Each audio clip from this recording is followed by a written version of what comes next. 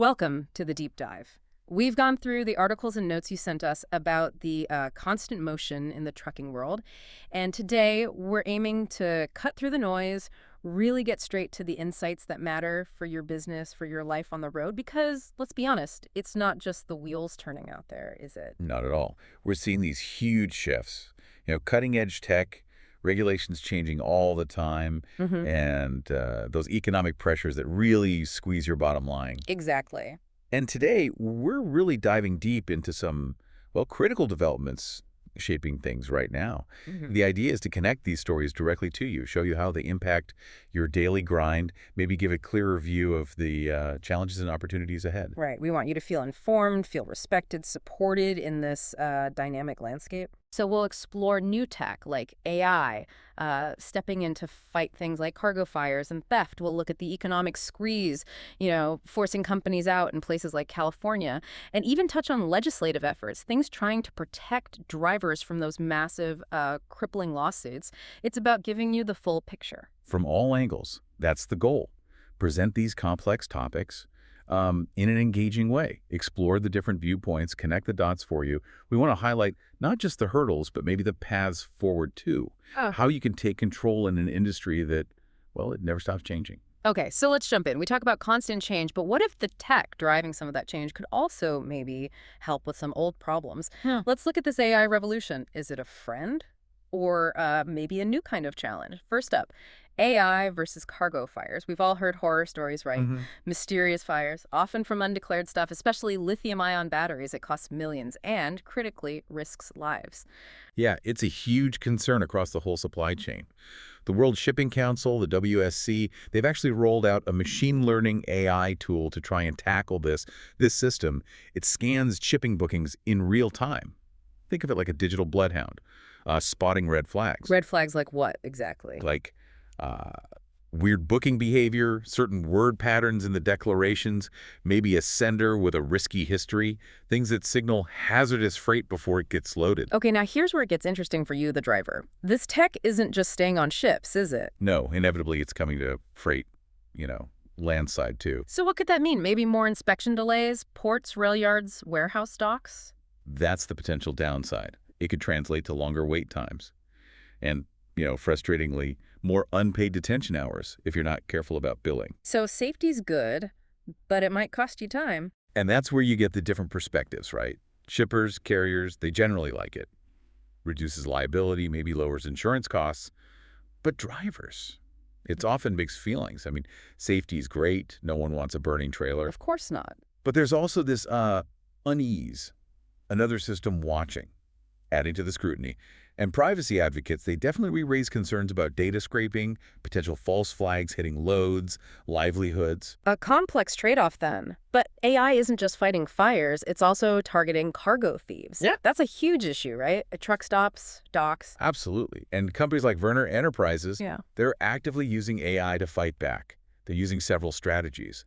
AI analyzes tons of data routes, locations, driver patterns, time of day, even weather, to predict where theft is more likely. Like predictive policing for cargo? Sort of, yeah. And it's not just prediction. They're using real-time alerts, geofencing. Virtual fences around risky areas. Exactly. Instant alerts if a trailer moves unexpectedly. Plus, AI integrates with cameras, door sensors, smart locks to detect unauthorized access. I've even heard some platforms use open source data, maybe facial recognition, to spot known thieves. That's getting pretty advanced. It is. And for you, the trucker, this can actually be a powerful ally.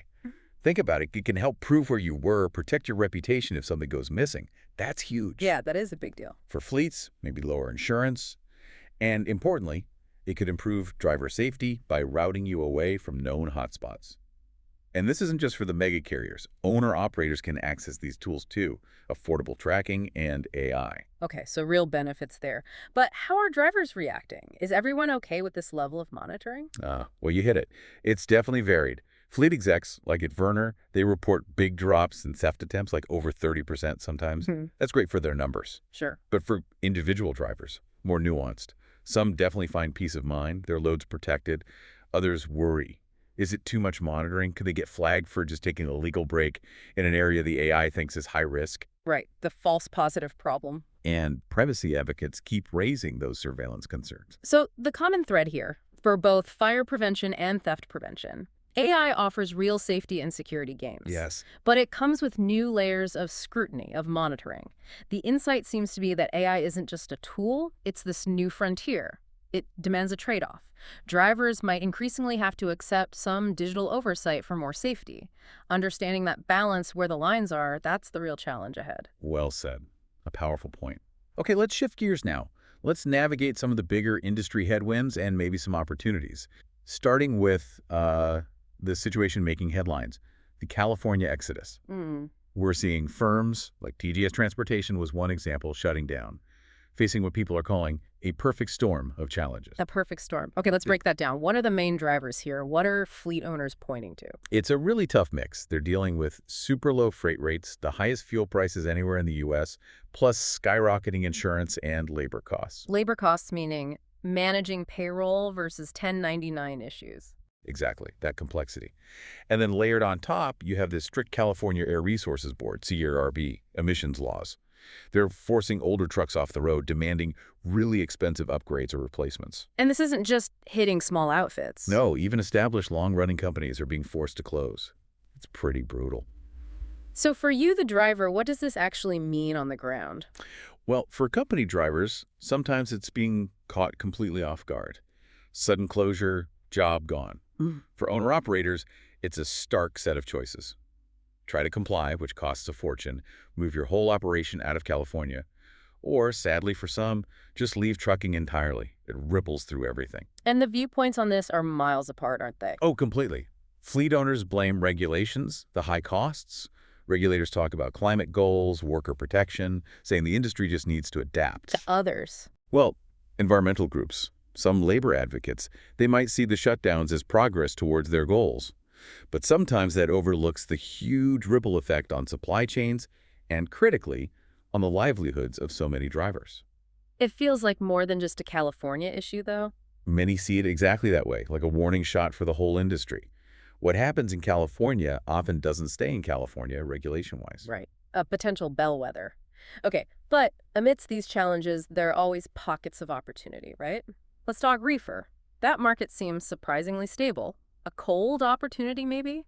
Nagel Companies, for instance, expanded its Reefer fleet recently through an acquisition, targeting food service, grocery, pharma. And what's telling is why they're doing it. Reefer freight has just been more stable, less volatile than dry van lately. It tends to be more recession-resistant. And for now, it's relatively AI-proof compared to some other sectors. So smart carriers are locking in stable freight, expanding lanes? That's the strategy, it seems. A calculated move in a shaky market. Okay, so for you, the driver, what does this Reefer shift imply? More jobs. Could mean more reefer opportunities, yeah. Yeah. Especially if you want consistency. Midwest, East Coast seem to be focus areas. But it probably also means higher performance standards. Maybe more competition for those good reefer lanes. And owner-operators. Definitely need to watch the rates and capacity in the reefer segment very closely. Things could shift. So strategic growth for some, but maybe more pressure for others? Pretty much. Nagel sees growth. Some drivers might like the consistency. Others might worry about more oversight. Smaller fleets feel the competition. Shippers, they usually like consolidation, fewer headaches. It shows even in a tough market, certain niches can thrive. All right, now for a bit of a reality check on another tech area. Electric yard truck recalls. There's a new recall out for electric terminal tractors, a driveline flaw. Axles potentially separating, that sounds serious. Affects fleets in California, Texas, the Midwest. Yeah, and this is important even if you never drive a yard goat yourself. Why? Because these recalls can make dock delays even worse. If the yard trucks are down, trailers aren't getting spotted efficiently. That means you're sitting there, often unpaid. Ugh, waiting. Exactly. And it adds fuel to that argument that maybe electrification is moving a bit too fast for the freight world, passing costs and headaches down to you, the driver. And that fleet managers are tearing their hair out over dock schedules. And for drivers, yeah, these tech growing pains are just frustrating delays. Precisely. OEMs, EV advocates, they call it growing pains. But for drivers, those pains don't pay the bills or make up for lost time. It often feels like another example of new tech maybe being rushed, creating new problems you have to deal with. Okay, so the common theme. California's issues, the reefer stability, these EV hiccups, it's all this external pressure hitting drivers constantly. It really forces the question, Beyond just reacting, how can you proactively build some resilience, manage your time, your resources, stay ahead? Which leads perfectly into our last segment, protecting your future, both through potential legislation and, maybe more importantly, personal empowerment. Let's start with those nuclear verdicts. The trucking industry's been hammered by them. Massive lawsuits, often over $10 million, even when the driver wasn't mainly at fault. And that drives up insurance premiums for everyone, right? Can even bankrupt carriers. It's a massive weight. And that's where we might see some help from Washington. The Fair Trucking Act, H.R. 5268, it's a new bill in the House. Okay, what's it trying to do? It aims to limit non-economic damages, things like pain and suffering, tighten rules on who can sue, shield drivers from being personally targeted unless there's clear negligence, and encourage federal standards to avoid those inconsistent state-by-state rules. Basically, bring some balance back. And for you, the individual driver, how do these big lawsuits hit home? Directly, through potentially lower pay, because carrier costs are so high. Tighter schedules, again, driven by insurance pressures, just increase stress. Owner-operators obviously carry even more personal risk, so the bill tries to ease those pressures. Who's supporting it? Who's against it? Supporters like the ATA American Trucking Associations and OLID, the owner-operator group, they argue it's vital to stop lawsuit abuse that hurts the whole supply chain. Opponents, often trial lawyers, some safety groups, claim it might protect bad actors or make it harder for victims to get justice. We're just laying out the arguments here. Got it. But the clear takeaway is, while the bill offers some hope, the current legal climate makes trucking really high risk, high stress. Just waiting for Washington isn't a complete strategy. That's a really crucial point, and it connects directly to what Hervey from LifeAsATrucker often talks about, right? Seeing issues from all sides and critically taking control of your own future. Because with all these changes, the tech, the regulations, market swings, legal risks, relying only on that traditional freight check seems, well, riskier than ever. Exactly right. The core message is so important here. Manage your time, not just for the shippers, but for yourselves. Hervey often emphasizes using that off-duty time wisely. Learn new skills. Build online income streams. Like a financial cushion. Precisely. A shield against the ups and downs of freight rates, the economy, something that helps you retire on your own terms. Softens the blow if your company hits hard times. It's really about empowering yourself, feeling more respected and supported by taking charge of your financial future, building that agency. Okay, so concrete steps. What can drivers do to build this shield? Explore how to use new tools, maybe even AI, to create extra income.